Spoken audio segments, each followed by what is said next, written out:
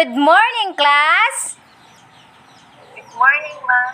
Okay, let us pray and put ourselves in the presence of the Lord as we pray. Can anyone lead the prayer, Miss Jerna? Yes, ma'am. Father God, thank you for this afternoon that you have additionally given to us. I hope you will guide our teacher to discuss about our subject matter today. That's all.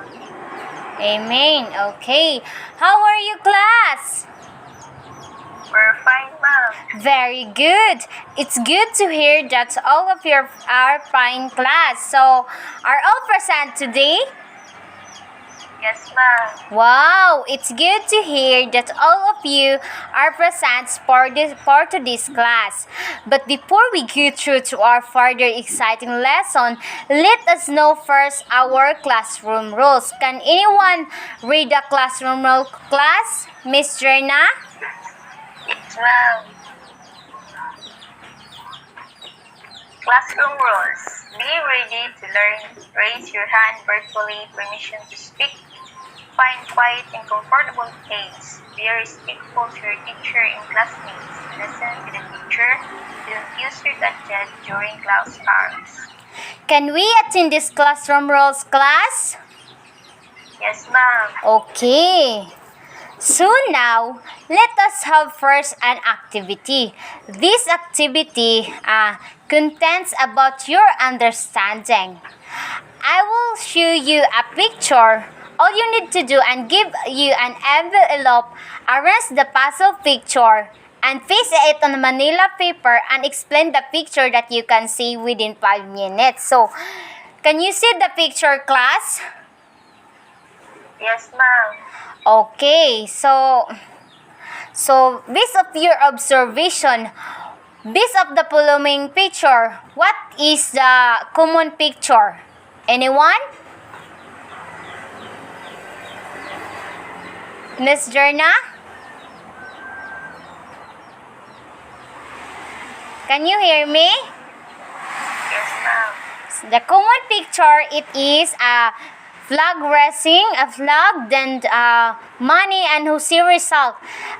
This picture, as you can see, it contains about the future of our country. So who are the picture? Can you please answer the question, Miss Jerna?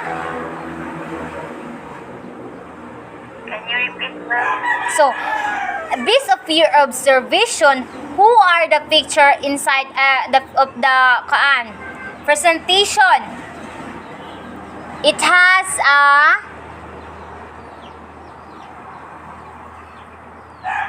okay. Oh yes, it's good. This picture contains about our fuss of our country as a Filipino. This contains our values, traditions, and respectful to others. Because based of the following picture, as a Filipino has unique through a physics and skin. A Filipino can fight any trials that they make a challenges to fight for their country or their as you as belong of their family. And now, can you guess what would be our topic for today's class?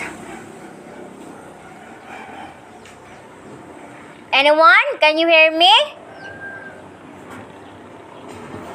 Miss Jerna? About Philippines, ma'am? Yes, our topic for today is all about I Am a Filipino by Carlos P. Romulo. So now, before we go through to our exciting lesson, let us know first what would be our goal for today. Can you read the objectives, Miss Eileen Jarna? Yes, ma'am. Objectives. At the end of the lesson, the students can A. Identify Filipino characteristics, values, practices, and traditions. B. Draw an image that symbolizes being true Filipino through poster making. And C. Appreciate the importance of story by giving own insights. Can we attend this objective class? Yes, ma'am. Okay, very good. So now, let us have first an activity. This activity is collaboratively learning group presentation for grade 7 students. This is a poster making. So first, let us know first what would be our objectives through making a poster making. So, can you read first the objectives, Ms. Eileen Cherna? Yes, ma'am. Draw an image that contains Filipino characteristic and national symbols of the Philippines. Value the important characteristic of I am a Filipino and showcase a critical thinking skills in organizing regard and grasp for the national symbols of the Philippines. Okay, very good. And now, you have draw an image that contains a Filipino characteristic. So, this is poster making. I will give you 5 minutes to do this. Understand, class? Yes, ma'am. But before that, let us know first what would be our rubrics. Mastery of the topic, audience impact, collaboration, creativity, content, and delivery. Understand, class? Yes, ma'am. Okay. So, are you done? Yes, ma'am. So now, let's proceed our discussion. But before that, let us know first the author's background of I Am a Filipino.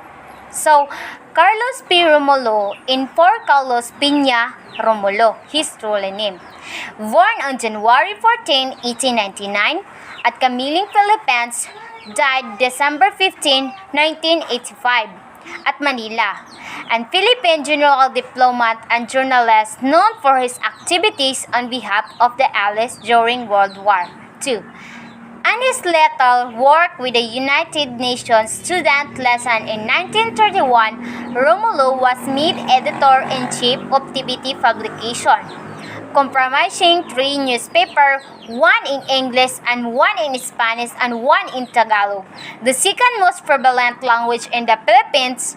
In 1937, he became publisher of another 10. So now, let us proceed the content of I Am a Filipino.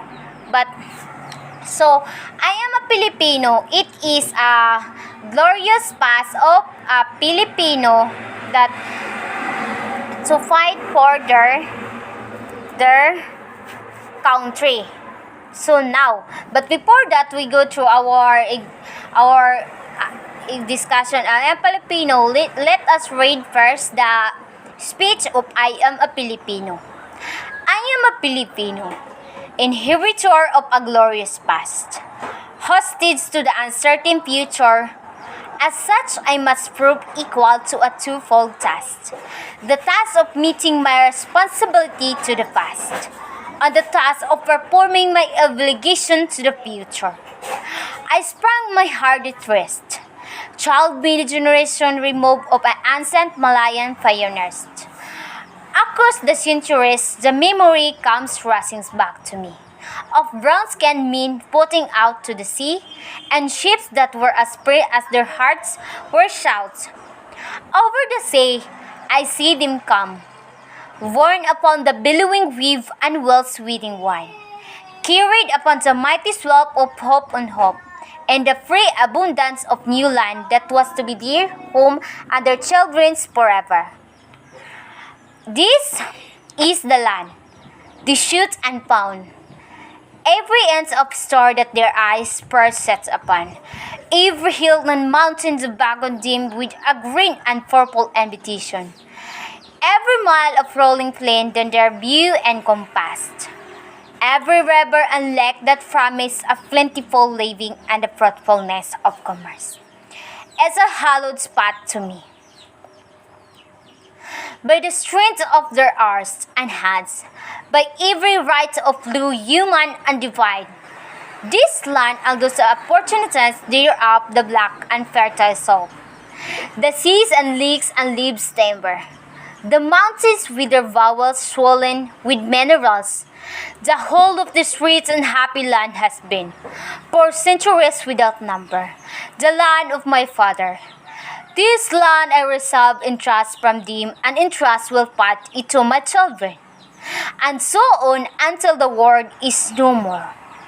I am a Filipino, and my blood runs the immortal sea of your heroes, and said that flowered down the centuries, and deeds of courage and defiance, and my beds yet spills on the same not blood, that sent Lapu-Lapu to the battle against the first and better of this land.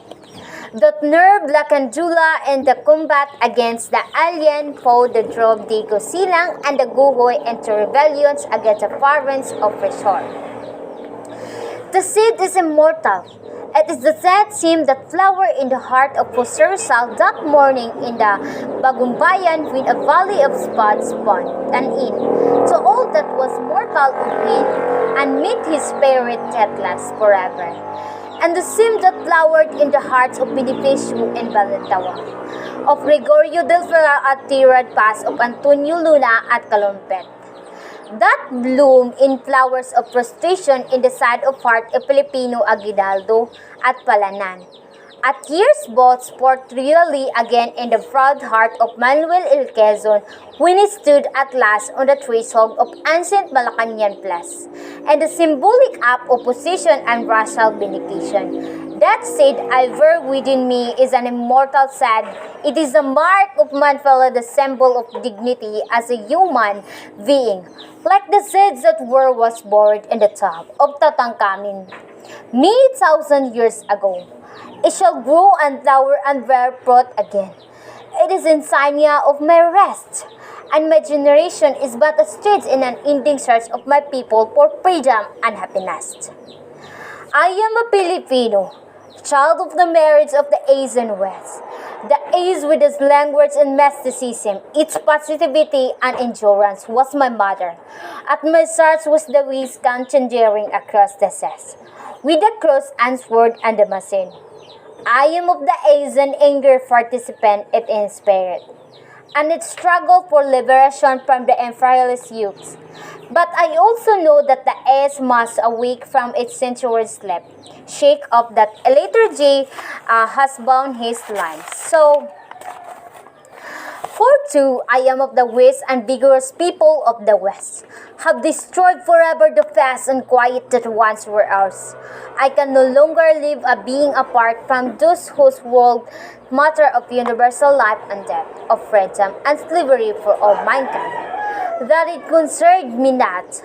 For no man and no nation is an island but a part of the main. There is no longer any east and island, west only individuals and nation, making those nomination choice which are the hands which is the result. At the vanguard of rages in this part of the world, I stand a forelock figure in the eyes of some, but not one defeated as lost. For through the tide, interlacing branches of habit and custom above me, I have seen the light of the sun, and I know that it is God. I have seen the light of justice and equality and freedom. My heart has been lit by the vision of democracy, and I shall not freeze until my land and people shall have been blessed by this beyond the power of any man or nation servant of this trust. I am a Filipino, and this is my inheritance. What please shall I give that I may prove worthy of my inheritance? I shall give the pledge that have come reaming down Coristud and Century, and it shall be compounded of the joyous cries of my lion forebears when first they saw the contours of this land long before their eyes, of the battle cries that have surrounded there in every field of the combat from Mactan to Tarpas of the boys of one people. So and the morning out of the last rain of these 7,000 allies of the heartstring of setting pillion and the first of the I shall weed the might of rabbit of Lavis of the song the farmers sunrise when you go to the labor in the fields. So I am a Filipino born to be freedom and shall not freeze until a freedom shall have been added unto my inheritance for myself and from any children and forever reprinted from the Philippines Herald's August 16. So this speech of I am Filipino by Carlo Ferromolo. So on August 1941, Carlo Ferromolo wrote the great ideas of I am Filipino to have a freedom of a Filipino as a proud of being a Filipino. On how, and this speech showing that how Filipino should be proud that Filipinos are helping to each other as a united one. So, of being Filipino, no matter what will happen of any trials or challenges, but Filipino, they always come out and fight for the trials to achieve their goals as a Filipino of the country, to fight for their country. So, as a fellow of Filipino, Romulo described as a Filipino, we should have responsibility with the fast of the future of our country. So, as a Filipino can express being a courageous and the values that has a freedom. The purpose of this speech that Filipino should be free, not shackled for anyone. We Filipinos develop our culture. We should be proud where we are born. So, based of your observation, can you please answer the question? Can you please answer the base of your observation of the speech of I am Filipino? Can anyone, Miss Jorna? Can you hear me? Are you there?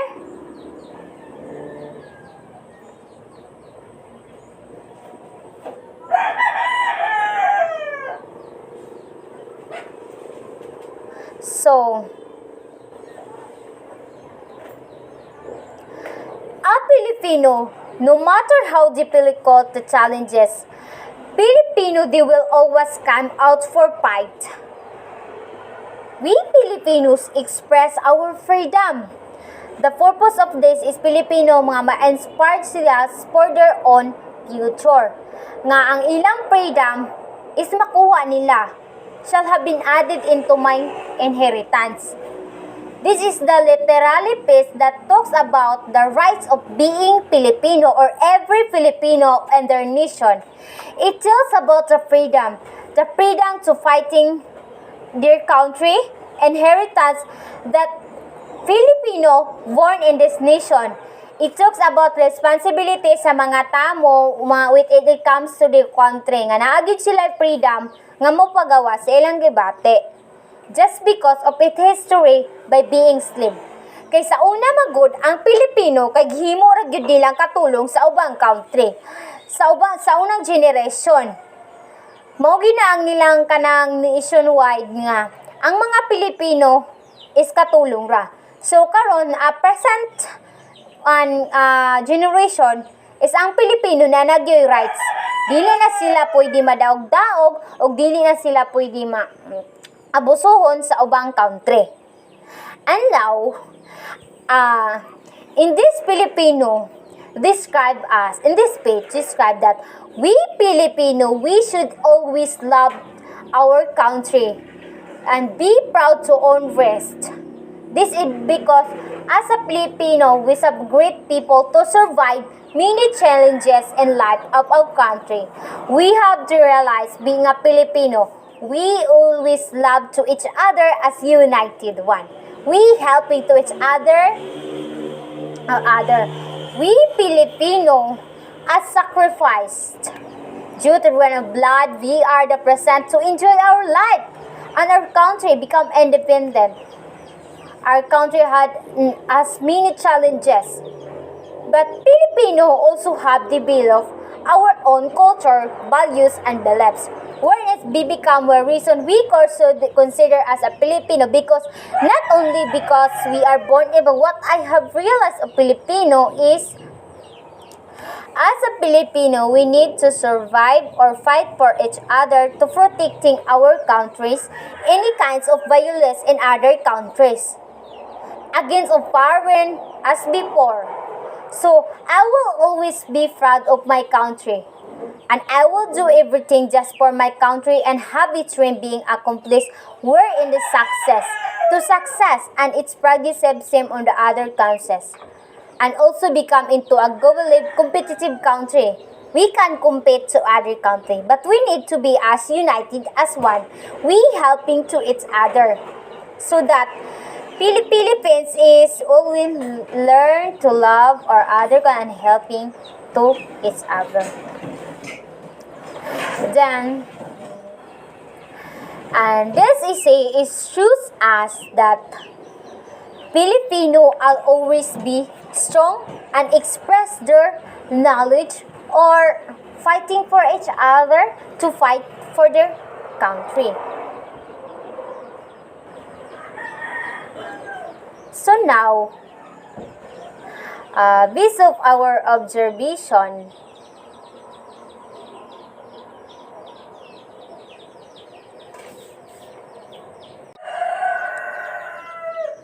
so now, let me share my screen.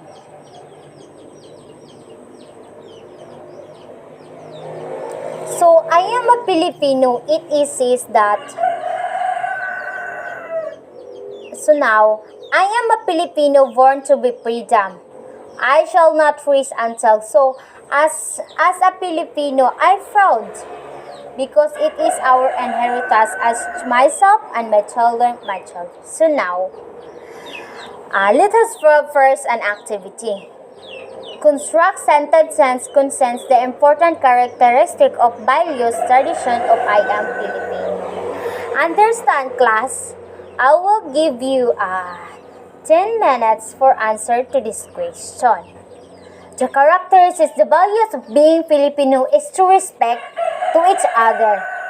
The tradition, the cultures. Understand, class? Okay, very good. So now, direction. Easy writing 10 question is, what are the function and importance of the following symbols of the Philippines? And what are the ways you can contribute to protect your glorious inheritance? Did you feel proud of being Filipino before reading the selection? Why or why not? What is the main purpose of the Filipino? So, the important functions of Philippines national symbol, we always proud to raise our flag as a Filipino. We should be proud and love our country. And we helping to each other as a united ones as inheritance before. Because our glorious past is we became as slaves, but now a new generation for now, a present, it has a rights for fighting for their country. Di na sila madali-dali og kanang abusaran sa ubang country. So, nganong nag-contribute man ta nga protektahan nato? Yes, we should need to protect our country. Because we love our country, we are born in the Philippines. So, from the word Philippines, we should need to proud our country and fight for their country. To us, we have a peace, live together, our family, and fight for our journey in the future. So as a Filipino, I feel proud about being read this selection because I was born in the Filipino. Then I will show my best and fight for our country. This essay is 10 points. And understand, class, I will give you 10 minutes to answer this. Are you done, class? Very good. So now, give at least 5 total Filipino characteristic, values, practice, and tradition. So this activity, give at least 5 total Filipino. Unsa ilang characteristics, values, and tradition in any country. Understand, class? I will give you a 25 points this essay. I will give you within 10 minutes to answer this question. Are you done, class? Very good. So now, for your assignment, make an advanced reading about the story of the people of the Philippines. And make a reflection paper that contains characteristics, values, traditions of I am Filipino. Understand, class? Very good. So, since we are done to our class for today, so goodbye class. Okay, you may leave